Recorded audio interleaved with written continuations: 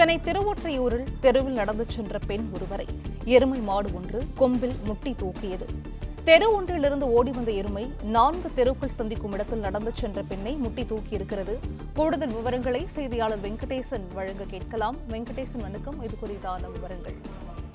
வணக்கம். சென்னை திருவொற்றியூரில் நடந்து சென்ற பெண்ணை எருமை மாடு முட்டி தரத்தரவென இழுத்துச் சென்ற சம்பவத்தின் சிசிடிவி காட்சிகள் தற்போது வெளியாகி பரபரப்பை ஏற்படுத்தியுள்ளது. சென்னை திருவொற்றியூர் அம்சா தோட்டம் 2வது தெருவைச் சேர்ந்த மதுமதி திருமணமாகி இவர்களுக்கு 2 குழந்தைகள் உள்ளன. சோமசுந்தரம் நகர் பகுதியில் உள்ள உறவினர் வீட்டிற்கு நேற்று ஞாயிற்றுக்கிழமை குழந்தைகளை விளையாட அனுப்பியுள்ளார்.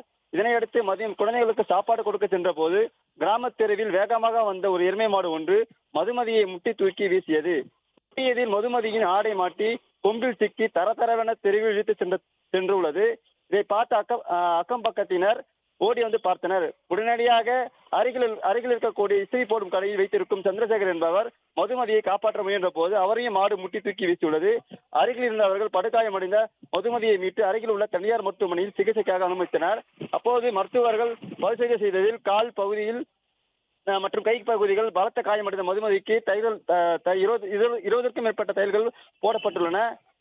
மதுமதியின் தீவிர சிகிச்சை பிரிவில் அனுமதிக்கப்பட்டிருக்க சம்பவம் அப்பகுதியில் பெரும் பரபரப்பை ஏற்படுத்தியிருக்கிறது.